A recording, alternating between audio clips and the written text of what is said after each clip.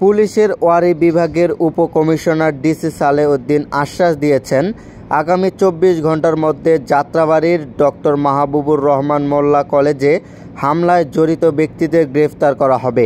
সোমবার বিকেলে কলেজের সামনে শিক্ষক, শিক্ষার্থী এবং এলাকাবাসীর উদ্দেশ্যে দেওয়া বক্তব্যে এই আশ্বাস দেন তিনি।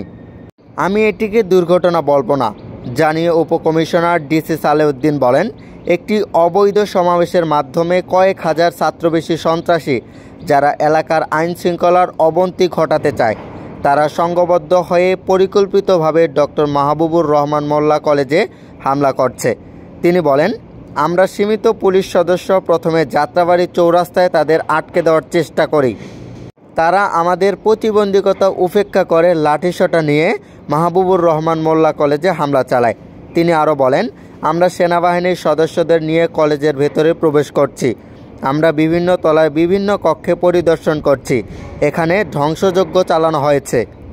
এখানে কোটি কোটি টাকার সম্পদ লুটপাট হয়েছে, যা খুবই ন্যাক্কারজনক। উপকমিশনার ডিসি বলেন, আমরা এই ধরনের ঘটনা আর বরদাস্ত করব না। যারা এই ঘটনার সঙ্গে জড়িত তাদের আমরা ২৪ ঘন্টার মধ্যে আইনের আওতায় নিয়ে আসব। এ ঘটনায় মামলা হবে এবং পরবর্তী যে আইন প্রক্রিয়াগুলো আছে সেগুলোতে আপনারা এলাকাবাসী সহযোগিতা করবেন। শহীদ সরওয়ার্দী কলেজ ও কবি নজরুল কলেজের কয়েকশো শিক্ষার্থী গিয়ে মাহবুবুর রহমান মোল্লা কলেজে হামলা চালান সোমবার দুপুর ১২টার দিকে।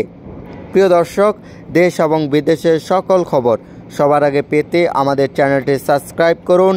Moniruzzaman, MS news 24 hours.